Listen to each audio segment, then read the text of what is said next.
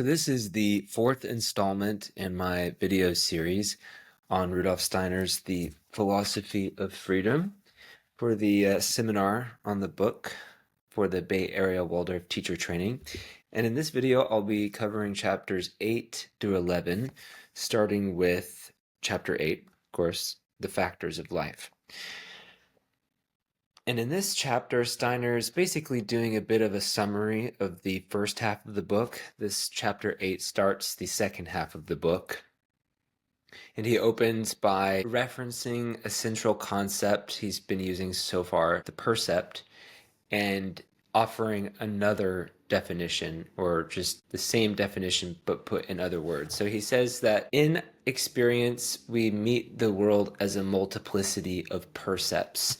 And as he writes, this aspect of the world we simply call the given. And inasmuch as we do not evolve it, and by that he just means unfold, and inasmuch as we do not evolve it by conscious activity, but just find it, we call it the percept. And he says, in addition to the percept of the tree, the percept of the computer, the percept of the sky, we also find among these percepts the percept of ourself. And in connection with this percept, we also find something that allows us to draw connections between the multiplicity of percepts and order them into some intelligible whole. And this something, of course, is thinking. To the separate percepts, it adds, Steiner says, of thinking, ideally determined elements, concepts, which, however, are related to one another and are rooted in a totality. So here again, he's referencing the fact that our pursuit of knowledge reflects the fact that we are part of this unity of the world, but our organization splits it in our experience into a multiplicity, and thinking is that activity by which we start to weave the multiplicity back together into a unity. So remember, even though I was referring to different percepts by their names, the sky, the computer, the tree, the fact that I'm able to name these percepts is due to the fact that I know the concepts that correspond to them. To speak of the percept without the concept would be to just speak of our experience of something before we are yet able to conceptually identify it. And circling back to the very beginning of the book where Steiner says there's two main questions that he'll be pursuing throughout the text. The kind of foremost is, are we free? Are human beings free? And what he'll have to also address in connection with that is there something essential about the human makeup that we can rely upon as a foundation for our pursuit of knowledge? And he ends up claiming that this foundation that we can rely upon is the self-sustaining character of thinking. Self-sustaining in the sense that it's something that relies upon our own willed activity if it is to happen. And so we can treat it as the starting point for our pursuit in knowing the world, and also our pursuit of freedom to the extent that it would consist in consciously motivated actions. So thinking, as Steiner writes, therefore first reveals itself in the percept of the self, in that I can think. But, he says, it is not merely subjective. Thinking is what allows us to determine ourselves or identify ourselves as subject over against objects. And so we have our subjectivity by the grace of thinking. But thinking is not merely subjective. It's something that we participate in. He then goes on to, again, repeat something he's insisted upon in former chapters, that human beings are not just thinking, perceiving beings, but also feeling beings. And that this is connected with the fact of our being concerned with our own existence and our own survival, feeling this undulation between the extremes of pleasure and displeasure, or sympathy and antipathy. We relate percepts to ourselves not merely ideally, he says, through concepts, but also, as we have already seen, through feeling. And as he does throughout the book, he goes on to hold the pole of doubt and acknowledge this point of view that he associates with the naive realist, who wants to make feeling the principle, a universal principle for relating to the world, what is most real. And he says the naive realist is inclined to do this because feeling itself as a percept bound up with the subject, the subjectivity, subjective experience, comes before knowledge, comes before a concept that we might attribute to a particular feeling. We have the feeling before we can name it. And this is also true in the genesis of self-consciousness. There is more a kind of dim feeling of self before the I am awakens in human development. As he concludes with respect to his qualified monism, as I've been calling it, qualified because it requires this initial overcoming of the division that we introduce through our organization. Steiner writes, "For monism, feeling is an incomplete reality, which, in the form in which it first appears to us, does not yet contain its second factor, the concept or idea.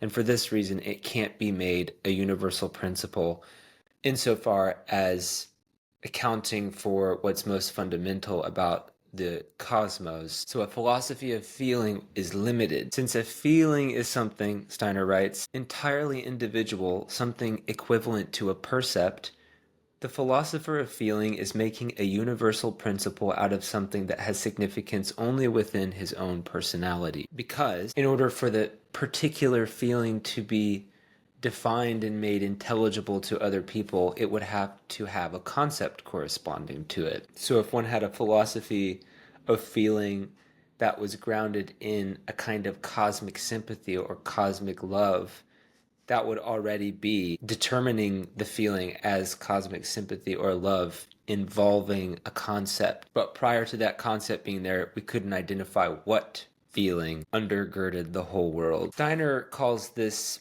philosophy which makes feeling the universal principle of the cosmos or of understanding the world, what's most really real. He calls this mysticism. But I think it's important to just point out, for anyone who's familiar with Steiner, that he means mysticism here in a very technical, particular way that we shouldn't necessarily carry over into his other works. So, for instance, it's either a lecture cycle, I think maybe it's a book actually, Mystics After Modernism or Mystics of Modernity. It's a book where he talks about thinkers like Meister Eckhart, and he is using mystic in a more positive sense in that text. And there's probably other places where he uses mystic or mysticism in a more positive sense. And there's also places where he uses it in accordance with the definition he offers here. So we just always have to keep in mind, as people who are interested in philosophy and anthroposophy, that the meaning of a certain word, really, we have to read it in the context of that lecture or that book, because it might change, especially a word like mysticism or mystical or mystic. It can mean many different things depending on who's using it and when and what context. There's also another form of philosophy that Steiner critiques in this chapter, which he refers to and which we've already encountered in connection with the philosophy of Schopenhauer, which is the philosophy of will, which he describes is opposite in a way to the philosophy of feeling. So as he writes, "In feeling, the I has direct experience of a relation of the objects to itself as subject, whereas in the will," says Steiner, "the case is reversed." So with feeling, we're speaking about a percept that is bound up with our subjectivity, that is being catalyzed by our relation to a given object. Could be even a thought that we have that is catalyzing a certain feeling in us as subject. Whereas the reversal of that direction with respect to the will is that there's something streaming out from us toward the objects. So as he writes, "In willing, we are concerned once more with that of our movement towards some objects in the world, namely that of the individual relation of ourself to what is objective. Whatever there is in willing that is not a purely ideal factor," so like a reason for doing something, "is just as much a mere object of perception as any object in the external world." So for instance, even though it's not a consciously willed action, the will in our instinctive reflex when something comes at us is an example of what Steiner means when he says the actions of the will can be as much a percept as objects around, we experience this reflex of ours as a kind of percept. When reconstructing the view of the philosopher of will, Steiner describes this privileging of the will as this universal principle because it seems to such a philosopher that the immediacy of that experience of the will is more fundamental than thinking. But as you might recall in the first half of the book, Steiner's criticism of this is that though feeling in the experience of will and meeting the world as a given multiplicity of percepts might come first in our experience, it's thinking that each of these philosophers ultimately depends upon to make their claims, however limited they are, by drawing connections between things in experience. So as Steiner writes, besides the ideal principle, which is accessible to knowledge, the concepts that connect things, there is said to be, by the philosopher of feeling or the philosopher of will, a real principle which cannot be apprehended by thinking, but can yet be experienced. In other words, the mysticism of feeling and the philosophy of will are both forms of naive realism, because they subscribe to the doctrine that what is directly perceived is real. Compared with naive realism in its primitive form, they are guilty of the yet further inconsistency of accepting one particular form of perceiving, feeling, or will, respectively, as the one and only means of knowing reality, whereas they can only do this at all if they hold in general to the fundamental principle that what is perceived is real. But in that case, they ought to attach equal value, for the purposes of knowledge, also to external perception. So why privilege feeling or will? Because they belong to this multiplicity of percepts, and it's only thinking that would allow one to give one privilege over the other.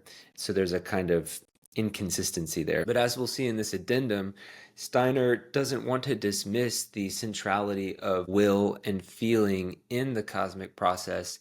He just wants to say that in order to rightly contextualize these aspects of our existence, we have to draw upon thinking. And so he makes this distinction between what he calls intuitive living thinking and the having of dead thoughts. It is owing precisely to this wealth, to this inward abundance of experience, that the counter-image of thinking which presents itself to our ordinary attitude of soul should appear lifeless and abstract. So the ordinary thinking that we experience. The ordinary thinking, Steiner says, all too readily leaves us cold in recollection. It is as if the life of the soul had dried out. Yet this is really nothing, he goes on, but the strongly marked shadow of its real nature, warm, luminous, and penetrating deeply into the phenomena of the world. This penetration is brought about by a power flowing through the activity of thinking itself, the power of love in its spiritual form. So he's identifying the thinking, the intuitive thinking that he's trying to induce in the reader through this spiritual exercise that is the text with love. And if we remember that Steiner describes the fundamental desire for knowledge as a reflection of our ultimate unity with the world, the movement to overcome the division that our organization introduces, it makes sense that he would connect this intuitive thinking with love. Love being the bond that unites all things, cosmic love. And this form of thinking shows itself to be a kind of creative force, a way of participating in the unfolding of cosmic evolution. So he says, if we turn towards thinking in its essence, we find in it both feeling and will, and these in the depths of their reality. If we turn away from thinking towards mere feeling and will, we lose from these their true reality, because then feeling and will are no longer integrated in this larger web of meaning, and so they lose their true reality by not being able to be coherently related to the multiplicity of the world. He says, if we are ready to experience thinking intuitively, we can also do justice to the experience of feeling and of will. So if chapter 8 was a kind of recap of what's come before, it was preparing us for chapter 9, which is the climax, I would say, the culminating point of the book, which Steiner titles The Idea of Freedom. And at the beginning of this chapter, there's a bit more recap in that he again points out that when it comes to illuminating the world of percepts with concepts, there's always this time delay in the sense that one has to first observe before the corresponding concepts can come about through thoughtful reflection of what has been experienced. Whereas, he says, the process looks very different when we examine knowledge. And by knowledge, I understand Steiner to be referring to things that we already know about the world and that we've accumulated in the form of various mental pictures, individualized concepts that make up our self-percept or our inner world. And so it's different when it comes to knowledge that we've accumulated when we observe the contents of that knowledge, is that the activity that we exert in order to observe that inner content is of the same nature as the content, the concepts that make up that inner world itself. So this is what Steiner means when he describes thinking to the extent that it is the intentional activity of the subject, the human subject, as self-sustaining. It's something that we do, that we participate in. So it can be the starting point for our adventures in knowing the world. As he writes, when we observe our thinking, we live during this observation directly within a self-supporting spiritual web of being. Indeed, we can even say that if we would grasp the essential nature of spirit in the form in which it presents itself most immediately to man, we need only look at the self-sustaining activity of thinking.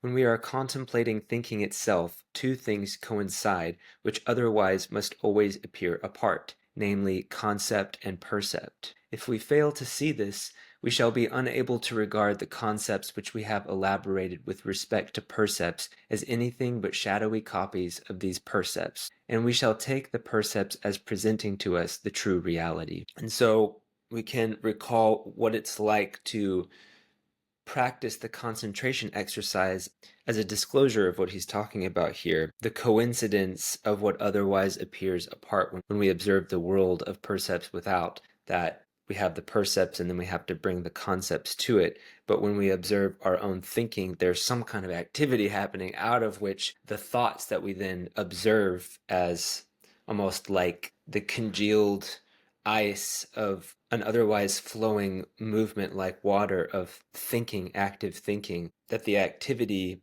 that produces the percepts of the thoughts, because thoughts can also be percepts to the extent that we're observing them and not in the midst of them flowing out of that creative process that is active thinking, that we abide in this self-sustaining movement of thinking out of which these percepts of thoughts come. And this is so important for Steiner because in grasping it, we behold the wellspring of our potential to become free spirits, acting out of intuition. And so as he describes it once more in a different way, intuition is the conscious experience in pure spirit of a purely spiritual content.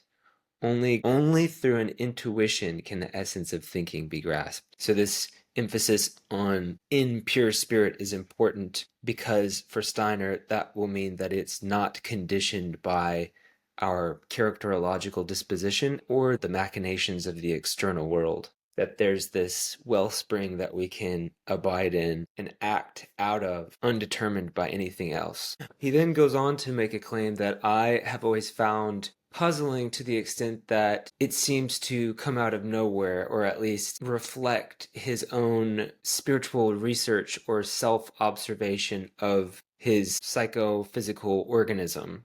He says, for this organization contributes nothing to the essential nature of thinking, but recedes whenever the activity of thinking makes its appearance. It suspends its own activity. It yields ground, and on that ground, thus left empty, the thinking appears. The essence that is active in thinking has a twofold function. First, it represses the activity of the human organization. Secondly, it steps into its place. This is a really interesting claim, and again, I can't imagine how it could arise for Steiner if he hadn't been observing somehow spiritually the process of thinking as it interacts with the physical organism. That's my guess. If someone listening to this knows more about this than I do, I'd love to hear about it. It makes me think of what Steiner says later on in the anthroposophical register about the connection between thinking and the head system, the head or the nerve sense system, and the death forces. But I'm not sure if that is what he is alluding to here, because this text was written prior to him speaking about the threefold system of the human organism and the interplay between the metabolic life forces and the death forces of the nerve sense system. But maybe it's already there in seed form here in the Philosophy of Freedom. But this is important for his overall claim, because if the psychophysical organism didn't recede to make way for thinking, then it would be, in some respect, conditioning thinking and not allowing actually for free action or intuitively directed action. He then goes on to acknowledge that there is something that arises from this interaction between the psychophysical organism and thinking, and that is not the I, the spiritual I, which is somehow bound up with the ideal element of the whole rest of the world and has this potential to come into accord with it out of a kind of harmony by individually intuiting the ideas proper to any given context. Rather, it's the ego consciousness or the experience of being a separate self that emerges, as we've explored already, between the interplay of the I's participation in thinking as something that is universal and being an embodied creature with a unique constitution, both psychologically and physically. So, as he writes, the I is to be found within the thinking. The ego consciousness arises through the traces which the activity of thinking engraves upon our general consciousness. The ego consciousness thus arises through the bodily organization. However, this must not be taken to imply that the ego consciousness, once it has arisen, remains dependent on the bodily organization. Once arisen, it is taken up into thinking and shares henceforth in thinking's spiritual being. And this is an important claim because essentially what Steiner is saying is that we can maintain this experience of being an individual self and attempt to reconcile ourselves with the world once more by meeting life intuitively. But this process of reunification is not just through knowing, as we've explored in the first half of the book, but also through our action in the world, so that these two things are no longer separate, or that increasingly they become one. And this brings Steiner to bring back this distinction between motive, conscious motives, and the driving force. As he writes, the motive is a factor with the character of a concept or a mental picture. The driving force is the will factor belonging to the human organization and directly conditioned by it. So the driving force is connected both with our instincts of our organism that we all share, but also, as he'll explore more, the unique characterological disposition that we each have as individuals, like what's bound up with our personalities. And I'll share his description of the characterological disposition at length just so that we get the full picture. He says, the characterological disposition is formed by the more or less permanent content of our subjective life. That is, by the content of our mental pictures and feelings. So this includes the whole sort of store of memory that we accumulate throughout our life and how this informs our feelings that come to be kind of bound up with our personality, but may also have the potential to transform. Whether a mental picture which enters my mind at this moment stimulates me to an act of will or not depends on how it relates itself to the content of all my other mental pictures and also to my idiosyncrasies of feeling. So whether or not, as he'll mention as an example, I choose to take a walk will depend upon whether I've gone through life and experienced positive feelings in relation to what it's like to take a walk. I feel refreshed. And maybe also if I've ever been taught that exercise is good for you, things like that. Maybe also if my physical constitution makes it easy to go on walks versus if it's not something that's very easy for me, there may be necessary more intense forms of motivation to get me up and going. So these ideas are not very far from our ordinary experience, but that's kind of what philosophy is all about, is trying to bring into reflexive articulation what we just take for granted. Then he goes on, but after all, the general content of my mental pictures is itself conditioned by the sum total of those concepts which have, in the course of my individual life, come into contact with percepts, that is, have become mental pictures.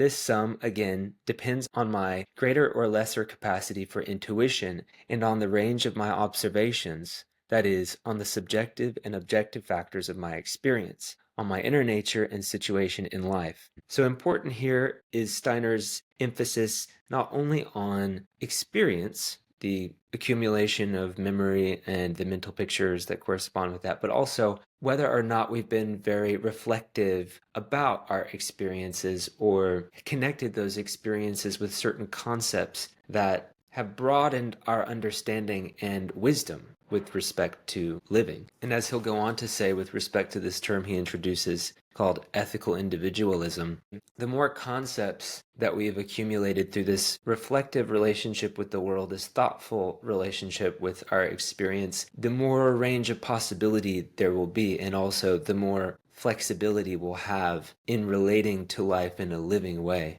And so to sum up these factors, Steiner says, we must therefore distinguish between 1. The possible subjective dispositions which are capable of turning certain mental pictures and concepts into motives, and 2. The possible mental pictures and concepts which are in a position to influence my characterological disposition so that an act of will results. For our moral life, the former, the first, represents the driving force, and the latter, its aims. And I think this is important for Waldorf teachers to the extent that you'll be dealing with students that are all individuals with different dispositions that you'll have to work with, and be mindful of recognizing that what might motivate one student to behave well might be very different for another. And how can your observations of the various students inform how you relate to them as individuals and support their own potential to motivate themselves when they become old enough to do that. Steiner then goes on to describe a kind of continuum of the driving force from completely unfree to the freest kinds of action. So the lowest, he says, is at the level of the physical organism's perception. So he says, perceiving translates itself directly into willing, without the intervention of either a feeling or a concept. The driving force here involved is simply called instinct. He goes on to say, the main characteristic of instinctive life is the immediacy with which the single percept releases the act of will. So if you're like throwing something at me and I immediately flinch, I didn't even have time to think about that. My will just reacted to the movement coming at me. And so this is something we inherit as creatures, as animals. But he says this kind of determination of the will can also extend to the higher senses and even become what he calls tact or moral good taste. So essentially, when we've been patterned through experience to automatically do something in a particular context, for instance, hold the door open for someone if you are opening it and you know there's someone behind you, just automatically do that. And there are many other things that we do like that, like bowing in certain cultures, nodding, all kinds of things, making eye contact. And this demonstrates that our characterological disposition can be transformed gradually. The next, more conscious level of the driving force is feeling, when we act on behalf of certain feelings. Feelings, for example, like shame or pride or a sense of honor, humility, remorse, compassion, pity, revenge. But to the extent that these actions moved by feeling are not undertaken with any kind of reflection or motive, they're less free. It's not to say they're bad. As Steiner will go on to say, we are both unfree and have the potential to become freer. And a step further up into freer action, more conscious action, is what he refers to as practical experience. So it's similar to what I was just describing when tact or when something like etiquette, polite behavior becomes almost instinctual. Practical experience refers to that level of action where we have not yet made it a habit, but instead we encounter a particular circumstance over and over. And something like, for instance, the idea of seeing someone else hold the door open for other people and some kind of positive association with that inclines us to do that when we meet that circumstance, but it's not something that's yet an automatic habit. It's something that occurs to us as a possibility. Steiner refers to this sort of action as practical experience, and he says this merges gradually into purely tactful behavior, or instinct, you could say, social instinct. Now, finally, we reach the highest form, moral action, and he refers to this as conceptual thinking without regard to any definite perceptual content. So the particular situation is not determining my behavior, rather, I am intuitively meeting the particular situation and freely choosing out of the intuitively appropriate response to the given situation what to do. So he says, if we act under the influence of intuitions, the driving force of our action is pure thinking. And so this is significant because then the motive or the concept, the intuition that we act on behalf of accords with the driving force, and they become one rather than a motive having to be imposed upon the driving force of our characterological disposition from without. He goes on to say, in this vein, that such an impulse can no longer be counted in the strictest sense as belonging to the characterological disposition when we're acting out of intuition. For what is here effective as the driving force is no longer something merely individual in me, but the ideal and hence universal content of my intuition. So we become conduits, but as free spirits. Something paradoxical about that. And so, in connection with this sort of continuum of possibility for freer and freer action, Steiner describes there's two possibilities for virtuously motivated conduct. They can either be pure concepts, pure intuitions, or mental pictures. And so along this continuum of freer and freer action, one can act on behalf of certain mental pictures, like the ideal of the progress of civilization or the good of all beings, and in every given circumstance always have that as the maxim that informs your action. But for Steiner, even though these are very noble and may in many cases be the appropriate ideal to act on behalf of, he says, actually, the highest conceivable moral principle, however, is one that from the start contains no such reference to particular experiences, because the ideal of the good for all and the ideal of the progress of civilization do actually refer to particular experiences and may not actually always be the appropriate thing to do. What standards are we holding other individuals to when it comes to our idea of what the progress of civilization consists in? Is that always appropriate? Many times it might be, but it probably isn't always. I think we can see this borne out by history. So Steiner says, rather, the purely living experience of intuitively motivated action springs from the source of, well, pure intuition, and only later seeks any reference to percepts, that is, to life. Here, the decision as to what is to be willed proceeds from an authority very different from that of the foregoing cases. If a person holds to the principle of the general good, he will, in all his actions, first ask what his ideals will contribute to this general good. If a person upholds the principle of the progress of civilization, he will act similarly.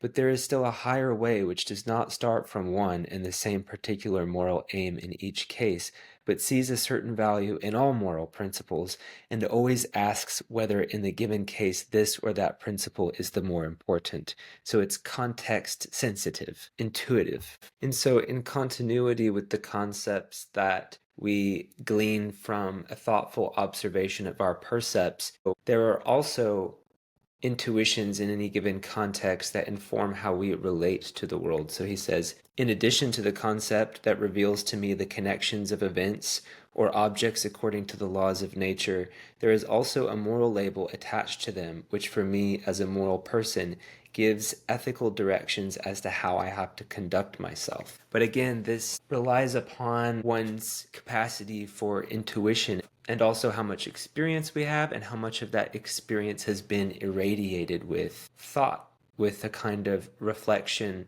that learns from experience and broadens its range of concepts, or broadens its range of understanding with respect to what it means to be human and to age and to relate to other people, different kinds of people. As Steiner says, the sum of ideas which are effective in us, the concrete content of our intuitions, constitutes what is individual in each of us, notwithstanding the universality of the world of ideas. So that's a really interesting claim. He says that it's not merely our idiosyncrasies as personalities that makes us individual, but how we uniquely and freely bring forth the universal world of ideas into the particular context of our individual life. Insofar as this intuitive content applies to action, Steiner writes, it constitutes the moral content of the individual. To let this content express itself in life is both the highest moral driving force and the highest motive a person can have who sees that in this content all other moral principles are in the end united. We may call this point of view ethical individualism, which is a really exciting concept. The notion of live and let live is very much connected with this, and it presupposes that there is this spiritual world of ideas that is not just statically existing, but is bound up with the unfolding of cosmic evolution and our participation in it, our wakeful participation in it. And the fact that we all come from different places with different personal histories and different ancestral histories means that we all participate uniquely in this. And so the way in which we, as individuals, mediate through intuition this spiritual reality will be different. It has to be different for each person. But just the fact that we are all, according to Steiner, and I think there's something to this, reaching to something that is something we share in, and something also that we're creating in wakefully aspiring to allow ourselves to be moved intuitively, we might trust each other, even though the person over here may be living a life that seems in many ways wayward to me, but nonetheless show themselves to be in fidelity with freedom, my freedom. I might have a kind of trust that somehow we'll meet in the middle. And so this, I think, is also really important for teachers, obviously, the kind of trust in the holding of the class and the way that each individual student will get where they need to go, but also among your colleagues, trusting that even though others might be doing things in very different ways that you might find suspect sometimes, that we're all working out of the same spiritual intuition. And Steiner acknowledges concerns, picks up the pole of doubt, that this ethical individualism sounds a lot like some kind of spiritual anarchy. As the critic might say, how is social life possible for human beings if each one is only striving to assert his or her own individuality? Steiner responds, such a moralist believes that a social community is possible only if all people are united by a communally fixed order. What this kind of moralist does not understand is just the unity of the world of ideas. He does not see that the world of ideas working in me is no other than the one working in my fellow man. Admittedly, this unity is but an outcome of practical experience, but in fact it cannot be anything else, for if it could be known in any other way than by observation, then in its own sphere universal standards rather than individual experience would be the rule. This goes back to Steiner's insistence that, unlike metaphysical realism, that we want to stay within the world of percepts and concepts when trying to make any knowledge claims about the world or our action in it. Individuality is possible only if every individual being knows of others through individual observation alone. I differ from my fellow man not at all because we are living in two entirely different spiritual worlds, but because from the world of ideas common to us both, we receive different intuitions. He wants to live out his intuitions, I mine. If we both really conceive out of the idea and do not obey any external impulses, physical or spiritual, then we cannot but meet one another in like striving, in common intent. And summing this up, he says, To live in love towards our actions and to let live in the understanding of the other person's will is the fundamental maxim of free human beings. And as Waldorf education is based upon, Steiner recognizes in this qualified understanding of our being partly unfree and partly free, that also in the development of an individual life, but in the life of humanity as a whole, we have gone through different phases of requiring outer authority before this potential to act out of free intuition. So, as he says, it is a moral advance when a person no longer simply accepts the commands of an outer or inner authority as the motive of his action, but tries to understand the reason why a particular maxim of behavior should act as a motive in him. This is the advance from morality based on authority to action out of moral insight. What's surprising is that, as we'll explore in the subsequent chapters of this installment, Steiner considers the notion of conscience as a kind of internalized, external, commanding authority, which would still leave us unfree. Instead, for him, it's only when I follow my love for my objective is it I, myself, who act. I act at this level of morality not because I acknowledge a lord over me, or an external authority, or a so-called inner voice. I acknowledge no external principle of my action because I have found in myself the ground through the self-sustaining of thinking, intuitive thinking, for my action, namely my love of the action. I do not work out mentally whether my action is good or bad. I carry it out because I love it. My action will be good if my intuition, steeped in love, finds its right place within the intuitively experienceable world continuum. It will be bad if this is not the case. Bad. And so this harkens back to Steiner's characterization in the addendum of the last chapter, that the intuitive thinking that he's talking about is bound up with feeling and will of the deepest kind, and is really an expression of our reuniting ourselves after this experience of division, of separation, and the emerging of the ego consciousness, the self-awareness, back with the life of the world. Steiner describes that if we look back in history, we see not the unfolding of a science of morality, but a kind of natural history of morality, when individual human beings mediating moral intuitions brought into being certain patterns of response to life and to social life that we have generalized rules and maxims out of, because to some extent we repeat, even if we were acting always out of intuition, certain behaviors and ways of relating to others because they're mostly good most of the time. It's usually a nice thing to hold the door open for other people. And it's not a bad thing that we go through phases of our development where it is proper for us to follow rules. So as Steiner says, if we want to understand the nature of the human will, we must distinguish between the path that leads this will to a certain degree of development and the unique character it assumes as it approaches this goal, when gradually we approach the goal of being able to act as a free spirit, mediating the spiritual world of ideas through intuition as individuals.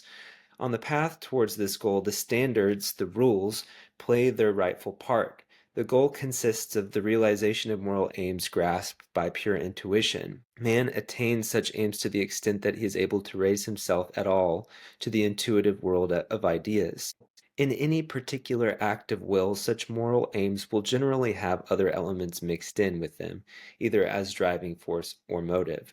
Nevertheless, intuition may be wholly or partly the determining factor in the human will. So a phrase like, don't let the perfect be the enemy of the good. Again, this kind of qualified representation of freedom, it's a mixed bag. We have some unfreedom that we can't even change, like the limits of our organism and the reflexes, the instincts. But also there is open to us this possibility of freer action in the world. And in connection earlier with the concern of the moralist who wants everyone to act according to a fixed moral code, fearing that if we insist on this ethical individualism, there will be a clash based on egoism, Steiner makes this interesting claim that it's actually what is most generic in human beings, not what is most individual. Because remember, what is most individual about us is the way that we uniquely mediate the world of intuitions. But instead, what's most generic about us is the fact that we all are bound up in this world of percepts and the chain of causation, our inheritance of history, and all the sufferings of history and the violence and the instinctual compulsions. We all share in these, and that our succumbing to these is only, as maybe Nietzsche might put it, all too human. The blind instinct, as Steiner writes, that drives a person to a crime does not spring from intuition and does not belong to what is individual in him, but rather to what is most general in him, to what is equally present in all individuals, and out of which a person works his way by means of what is individual in him. What is individual in me is not my organism with its instincts and its feelings, but rather the unified world of ideas which lights up within this organism. My instincts, urges, and passions establish no more than that I belong to the general species, man. It is the fact that something of the idea world comes to expression in a particular way within these urges and passions and feelings that establishes my individuality, the unique way that one rises up out of addiction or herd mentality, whatever it might be. And again, coming back down to earth, Steiner acknowledges, which of us can say that he is really free in all his actions? Yet in each of us there dwells a deeper being in which the free man or woman finds expression. This is what the whole project hinges upon, this possibility. We cannot, however, think out the concept of man completely without coming upon the free spirit as the purest expression of human nature. Indeed, we are human beings in the true sense only insofar as we are free. So we are in this project of becoming human.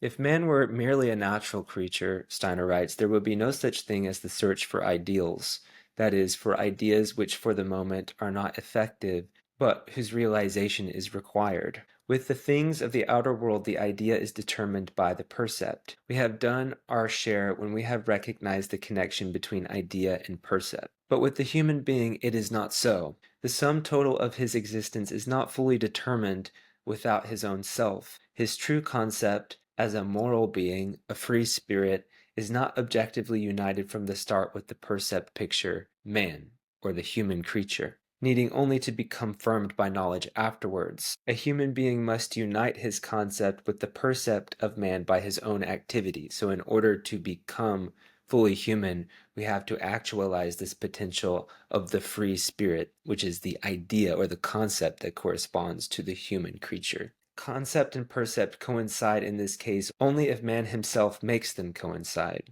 This he can do only if he has found the concept of the free spirit. That is, if he has found the concept of his own self. In the objective world, the world without, a dividing line is drawn by our organization between percept and concept. So, as an infant, I first experience the tree without as given, but gradually, if I study trees and get to know them and all their shapes and sizes across the world and watch their cycles of growth, I get to know the tree and the concepts fill out. Knowledge, as Steiner writes, overcomes this division of concept and percept. In our subjective nature, this division is no less present. Man overcomes it in the course of his development by bringing the concept of himself to expression in outward existence, so acting more and more on behalf of intuitions. Hence, not only man's intellectual, but also his moral life leads to his twofold nature, perceiving, direct experience, and thinking. The intellectual life overcomes this twofold nature by means of knowledge. The moral life overcomes it through the actual realization of the free spirit. Every existing thing has its inborn concept, the law of its being and doing, but in external objects this concept is indivisibly bound up with the percept and separated from it only within our spiritual organization. In man, concept and percept are, at first, actually separated, to be just as actually united by him. And this is interesting because what Steiner suggests here is that our vocation as human beings to become fully free spirits is bound up with our capacity to genuinely know the world rather than projecting our own idiosyncrasies onto it, because there has to be some measure of freedom with respect to the world without if we are to really give ourselves to it. And so you could say that, as Steiner does say, natural evolution inevitably leads, with the emergence of the human creature, to the free human spirit as this means of overcoming the division that's been introduced by the human creature. So as Steiner writes, nature makes of man merely a natural being.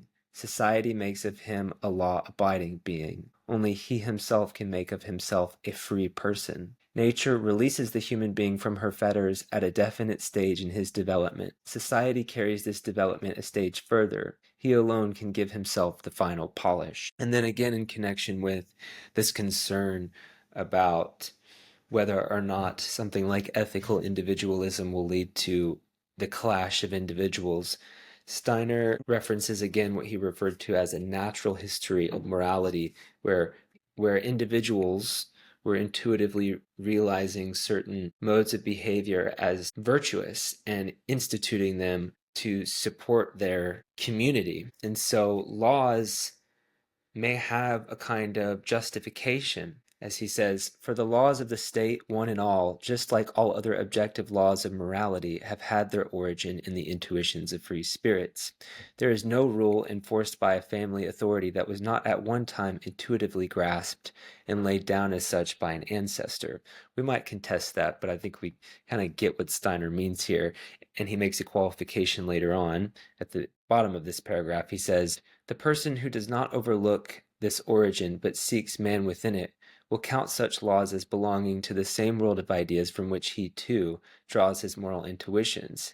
If he believes he has better intuitions, he will try to put them into place of the existing ones.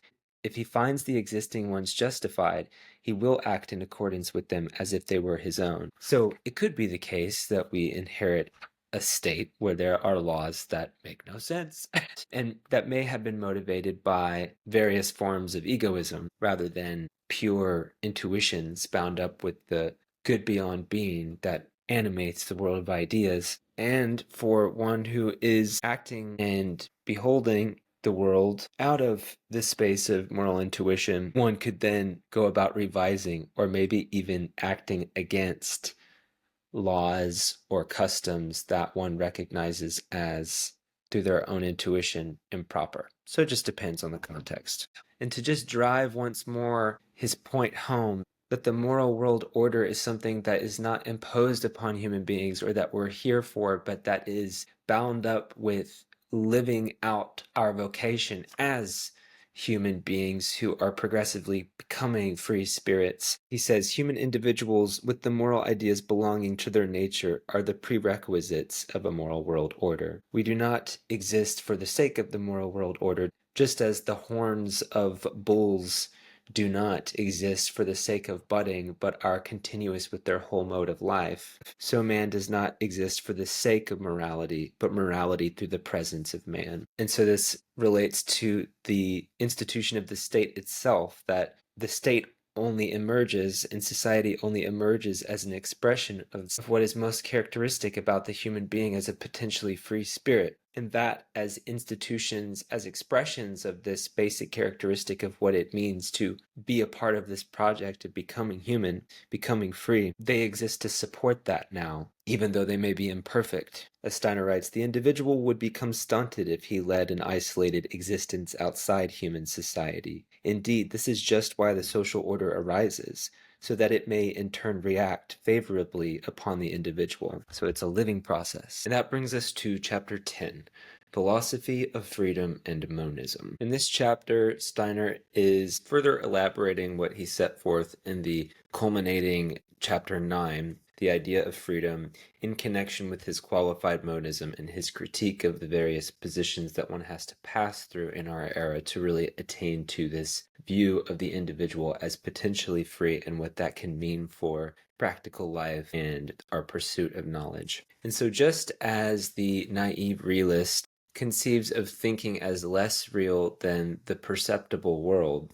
In the same way, when it comes to questions of ethics and morality, Steiner says it is always on perceptible powers that he builds. And so he describes this process of more and more subtle ways of conceiving this from, you could say, the might is right conception of ethics and morality, where the strongest person in the community is the arbiter of the good, to the more general authority of the father or the head of state, the church, or God, when conceived as analogous with a finite human personality, God like the Father, even though the notion of God the Father can have a more genuine symbolic character pointing to something transcendent. It is often drawn upon in this more authoritarian sense, and that's what he would be criticizing here. The highest stage of this development for naive realism, Steiner says, is where the moral commandment is separated from every other being other than oneself and is thought of hypothetically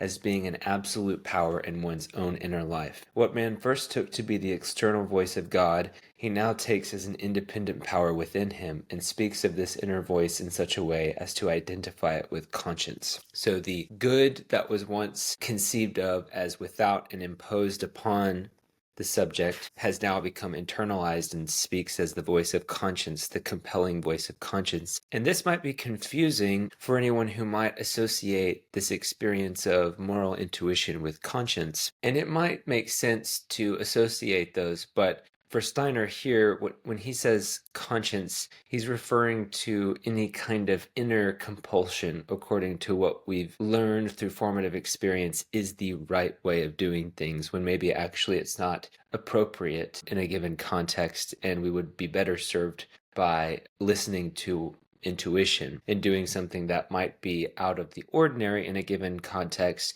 but might actually be of the highest good in that context.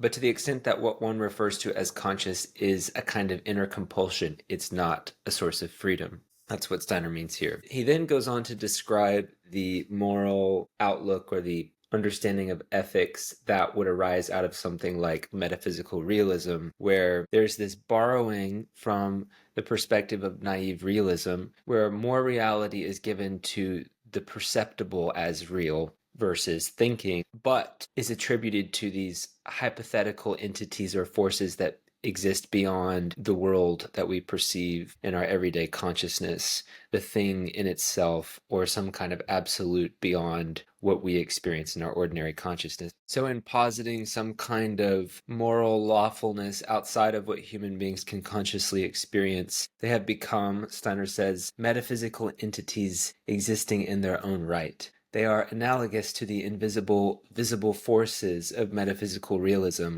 which does not seek reality through the part of it that man has in his thinking, but hypothetically adds it on to actual experience. So remember, one of the aspirations Steiner has in this text is to derive everything for the pursuit of knowledge and for free action from what we experience, from the world of percepts and concepts, or thinking and observation, and wants to bracket as unjustified hypotheses anything that can't come within this range. That doesn't mean that we can't discuss things that we can discover indirectly by means of percepts and concepts, but just that it is a kind of distraction or confusion to posit things in themselves that we can't have access to.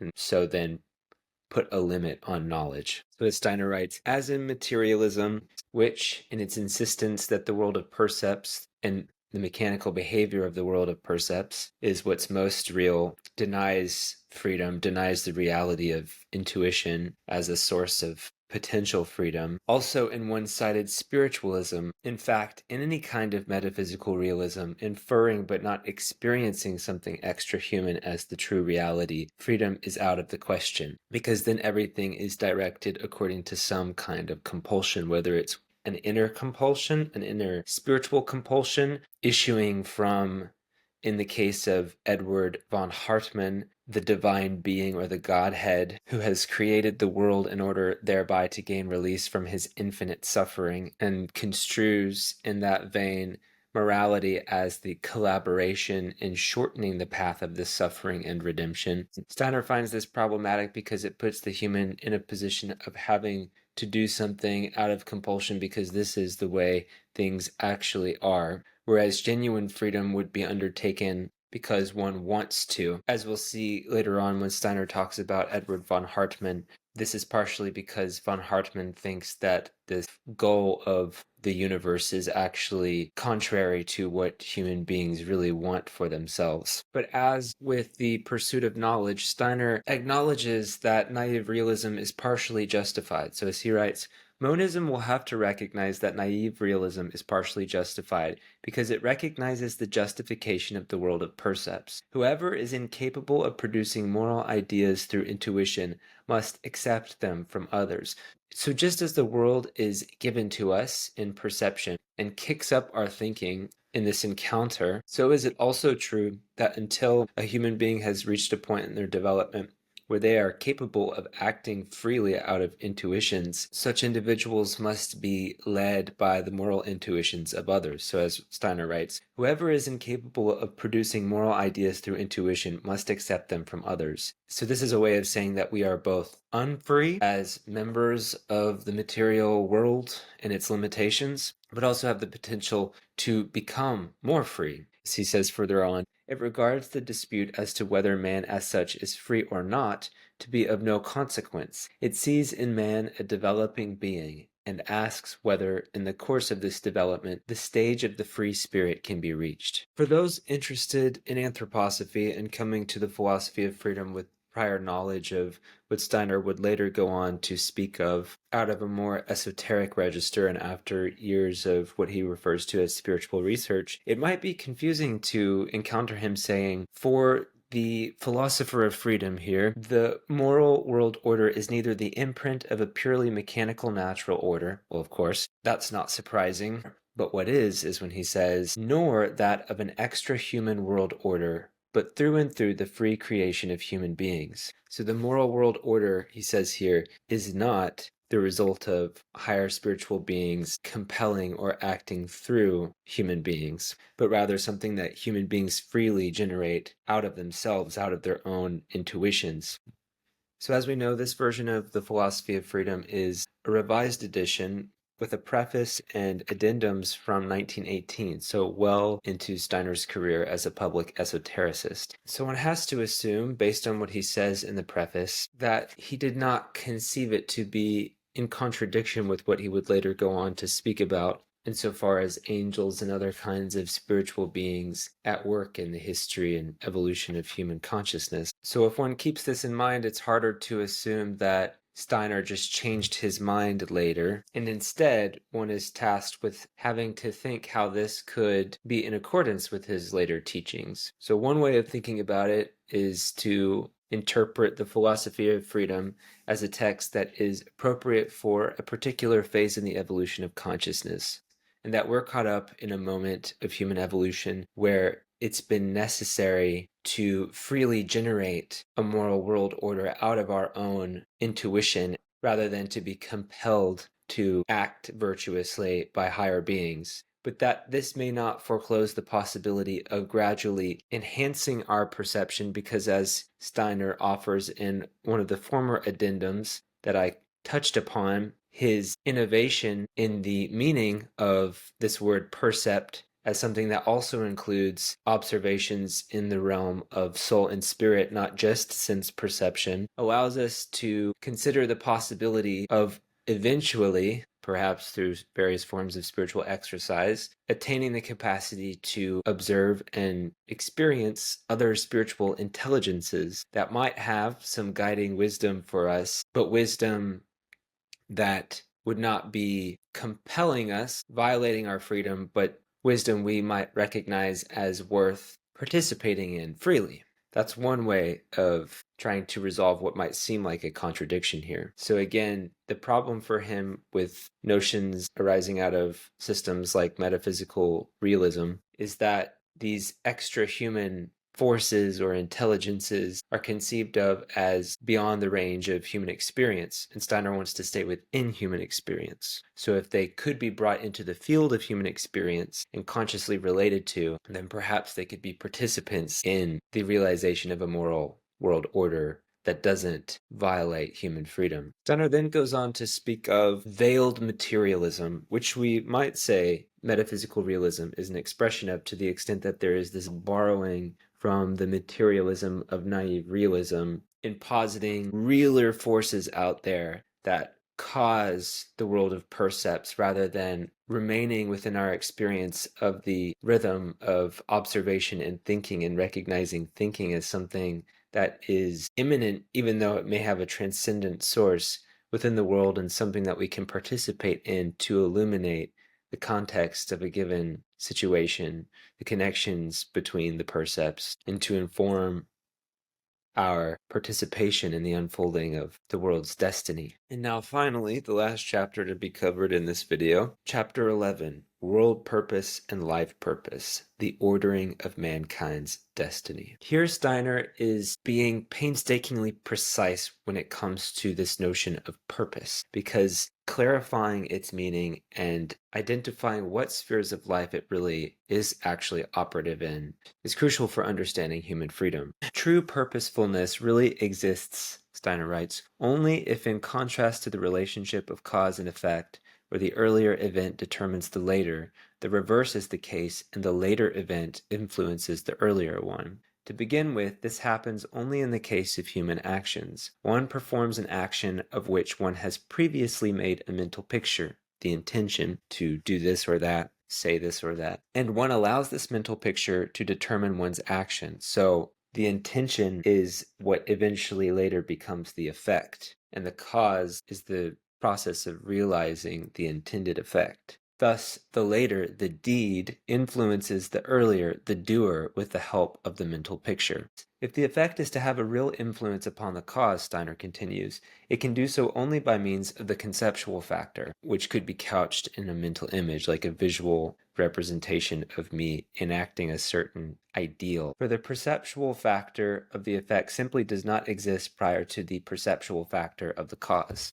This is not the case in the world of perception, however. Steiner reminds us, the percept of the cause precedes the percept of the effect. Cause and effect would simply remain side by side in our consciousness if we were not able to connect them with one another through their corresponding concept. Anyone, he says in this vein, who declares that the blossom is the purpose of the root, that is, that the former influences the latter, can do so only with regard to that factor in the blossom which is established in it by his thinking. The perceptual factor of the blossom is not yet in existence at the time when the root originates. And Steiner says it's an unjustified hypothesis to assume that some extra human or some extra experiential agency out of some kind of purpose. So as Steiner writes, the naive consciousness, which regards as real only what is perceptible, attempts, as we have repeatedly pointed out, to introduce perceptible elements where only ideal elements are to be found. So the ideal elements of cause and effect. And the perceptible course of events that thinking introduces. Remember, we can't actually perceive cause and effect. It's something that thinking weaves between the percepts. In the perceptible course of events, it looks for perceptible connections, or failing to find them, it simply invents them, and then ends up becoming something like metaphysical realism, positing extra experiential forces at work. The concept of purpose, valid for subjective actions, is an element well suited for such invented connections. Man makes his tools according to his purposes. The naive realist would have the creator build organisms on the same formula. But if we stay within experience, within observation and thinking, the rhythm between them, we can't attribute purpose to anything but human action, Steiner thinks. Nothing is purposeful except what man has first made so, Steiner writes, for purposefulness arises only through the realization of an idea or a concept or a mental picture that we've intended and so bring to fruition through action. In a realistic sense, an idea can become effective only in man or the human being. Therefore, human life can only have the purpose and the ordering of destiny that man gives it. To the question, what is man's task in life, there can be, for monism, but one answer. the task he sets himself or herself. My mission in this world is not predetermined, but is at every moment the one I choose for myself. And again, this may seem out of step with when Steiner speaks in terms of karma and destiny. But again, maybe these don't have to be mutually exclusive. Maybe we could say that